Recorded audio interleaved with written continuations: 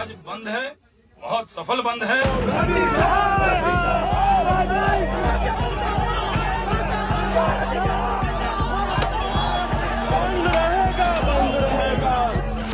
और आप चाहते थे उग्रता की लड़ाई, ये आपकी मानसिकता दर्शाती है। और जदयू अपने आप को मनमोहन सिंह को सेक्युलरिज्म का प्रमाण पत्र क्या दे दिया कि अल्पसंख्यक महिला की साड़ी खींचेंगे, ये बर्दाश्त नहीं है। इससे और बदतरीन नजरिए मुजाहरा जो है बीजेपी की तरफ से, जो उनकी मानसिकता है, पूरे देश के सामने आ रही है।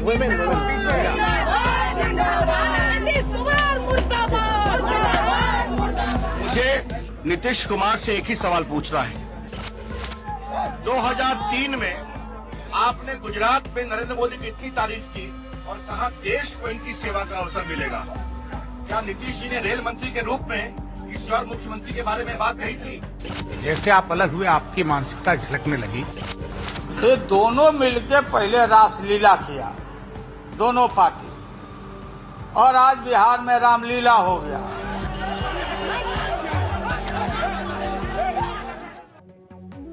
नमस्कार, मैं रवीश कुमार। 17 साल का साथ पटना की सड़कों पर इस तरह धुल रहा है। जेडीयू और बीजेपी के एक दूसरे से अलग होने पर इस तरह आहत हैं कि आघात के साथ विश्वासघात मना रहे हैं। लाठी, बेंच, फैटाफैटी सबका इस्तेमाल हुआ आज पटना की सड़कों पर।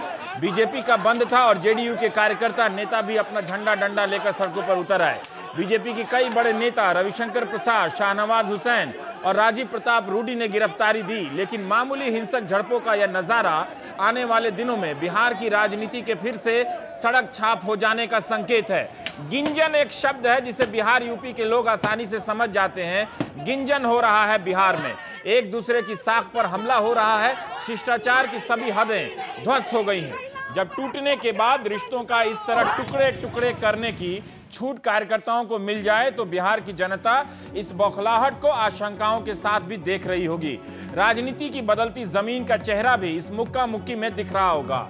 एहसानों का कैलेंडर बनाया जा रहा है। शाहनवाज कह रहे हैं कि बीजेपी की वजह से ही नीतीश को वोट मिला, जैसे नीतीश की वजह से बीजेपी को कोई वोट ही नहीं मिला।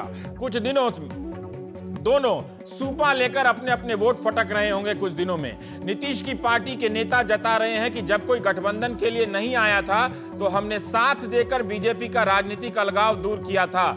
अब बीजेपी कह रही है कि देखिए, नीतीश तो 2003 में नरेंद्र मोदी की तारीफ करते फिर रहे थे। शाहनवाज हुसैन ने बिहार बंद को ऐतिहासिक बताया है, लेकिन वहीं बीजेपी के वरिष्ठ नेता और नीतीश सरकार में 8 साल तक मंत्री रहे बीजेपी के नंदकिशोर यादव के बेटे का यह शोरूम जो है वो आज खुला रहा। इस शोरूम का उद्घाटन कुछ समय पहले नीतीश कुमार ने ही किया था और इस वक्त उद्घाटन के वक्त कई मंत्री भी मौजूद थे कैबिनेट के। बिजनेस सेंस हमेशा पॉलिटिकल सेंस से ज्यादा साफ होता है, जबकि बीजेपी बिहार में सभी दुकानों के बंद होने का दावा करती रही। अब छीछा लेदर की राजनीति में ऐसे ही मटेरियल आपको मिलेंगे मीडिया से। कांग्रेस नेता मनीष तिवारी ने कहा है कि चरण पड़े संतन के और हुआ बंटाधार। मंगलवार का दिन विश्वासघात में चला गया, बुधवार का विश्वास मत में गुजरेगा। लालू प्रसाद की पार्टी राष्ट्रीय जनता दल ने कहा है कि उसके 20-22 विधायक नीतीश कुमार के विश्वास मत के खिलाफ वोट करेंगे। पहले चर्चा थी कि लालू बीजेपी के साथ वोट नहीं कर पाए। रामविलास पासवान की पार्टी लोजपा के एकमात्र विधायक जाकिर हुसैन खान ने कहा है कि वे बीजेपी के खिलाफ नीतीश के पक्ष में वोट देंगे। कांग्रेस के 4 विधायकों में से एक तौसीफ आलम खान ने कहा है कि वे नीतीश कुमार के पक्ष में वोट देंगे। हाल ही में तौसीफ की शादी में नीतीश कुमार शरीक हुए थे। वैसे कांग्रेस ने अभी तक अपनी रणनीति का ऐलान नहीं किया है। बीजेपी भी नीतीश के खिलाफ वोट देने का मन बना रही है, फैसला अभी फाइनल नहीं है। बिहार में समीकरण तेजी से बदल रहे हैं, जाति से लेकर धर्म तक के। उधर जिस नरेंद्र मोदी को लेकर गठबंधन टूट गया, वो अभी तक इस विषय पर ना तो ट्वीट कर रहे हैं ना बोल रहे हैं, मौन है। आज दिल्ली में नरेंद्र मोदी चुपचाप आडवाणी से लेकर पार्टी महासचिव से अंदर खाने मिलते रहे। आडवाणी और मोदी की पौन घंटे की मुलाकात हुई। सूत्रों ने बताया कि आडवाणी ने मोदी से कहा है कि वे चुनाव अभियान समिति के चेयरमैन बनने का विरोध नहीं कर रहे थे, बल्कि नितिन गडकरी के लिए भी एक समिति चाहते थे। आडवाणी ने यह भी कहा कि नीतीश कुमार एनडीए में रहे तो अच्छा। मोदी ने आडवाणी से कहा कि नीतीश बीजेपी के खिलाफ बयानबाजी करते रहे हैं और अब बीजेपी को बिहार में जेडीयू का विकल्प बनने के लिए मेहनत करनी होगी। राजनीति में कुछ भी हो सकता है कि आडवाणी का ही नीतीश के खिलाफ बयान आ जाए, जिनके नाम पर नीतीश और शरद बीजेपी के भटकने और एनडीए के ना रहने की बात करते रहे हैं। प्रकाश सिंह बादल को अब एनडीए का चेयरमैन बनाने की चर्चा चल रही है। बीजेपी चिड़ी हुई है कि प्रधानमंत्री ने नीतीश कुमार को सेक्युलर कहा है और नीतीश ने उन्हें शुक्रिया भेजा है। अब बीजेपी आज गूगल करती तो 2009 का नीतीश कुमार का ही एक बयान मिल जाता। 12 मई 2009 को टाइम्स ऑफ इंडिया में यह बयान छपा है, जब नीतीश कुमार ने लुधियाना की रैली में नरेंद्र मोदी से हाथ मिलाया था। तब उनके सेकुलर होने को लेकर काफी सवाल हुए थे। प्रधानमंत्री मनमोहन सिंह ने कहा था कि नीतीश कुमार सेक्युलरिज्म की बात करते हैं और मोदी से हाथ मिलाते हैं तो उनके मन में शंका होती है। तब नीतीश ने मनमोहन सिंह को जवाब दिया था कि वे यूनिवर्सिटी ऑफ सेक्युलरिज्म के वाइस चांसलर नहीं हैं, इस पर किसी का एकाधिकार नहीं है, किसी सरकार का सेकुलर चेहरा उसका कार्यक्रम होता है। आज नीतीश ने कहा है कि देश का प्रधानमंत्री जब कहे कि वो सेकुलर हैं तो सुकून देता है। आज बीजेपी मनमोहन सिंह को कह रही है कि आप सर्टिफिकेट देने का कौन सा स्कूल खोले हैं। पॉलिटिक्स अपना पोल खुद ही खोलती है, बाकी प्राइम टाइम तो है ही।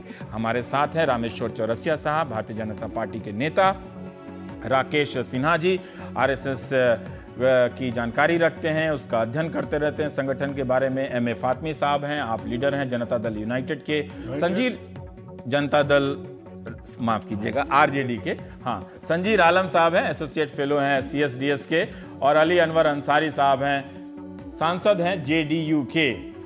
अली अनवर साहब, यूनिवर्सिटी ऑफ सेक्युलरिज्म के प्रधानमंत्री वाइस चांसलर नहीं हैं, आज नीतीश जी कह रहे हैं कि सुकून देता है।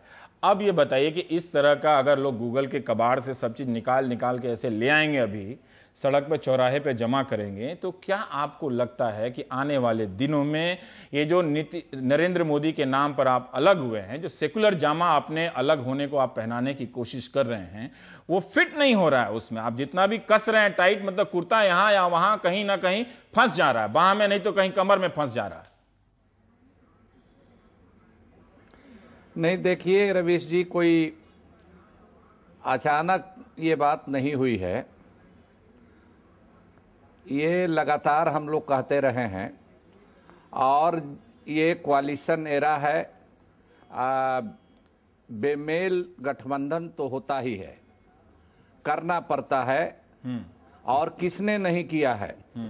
कम्युनिस्टों से लेकर के लालू यादव से लेके बीपी सिंह से लेके सबको करना पड़ा है। अच्छा, बिहार को कुशासन से, जंगल राज से निकालना था, हम लोगों ने किया, और जो हम लोगों का एजेंडा देखिए, हम लोगों के कार्यक्रम देखिए, उसमें कहीं भी हम लोग ऐसी कोई बात जो किसी समाज के किसी हिस्से को छांट करके चलने वाली बात हो, वैसा हम लोगों ने नहीं होने दिया।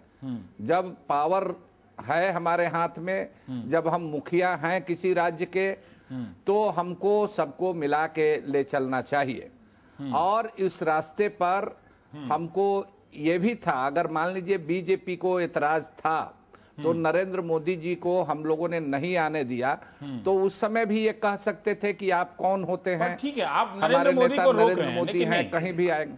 अली साहब, एक दिन आप जब वैचारिक जामा इसको पहनाने की कोशिश जब करेंगे तो इस तरह की बातें निकलेगी ना, कि जब वही प्रधानमंत्री मनमोहन सिंह लुधियाना में जो उस मंच पर मोदी और नीतीश हाथ मिला रहे हैं, वो फोटो छप गया 2010 में, कितना मतलब हंगामा मचा, उसी संदर्भ में कह रहे हैं हमको शंका होती है कि उनका कमिटमेंट क्या है।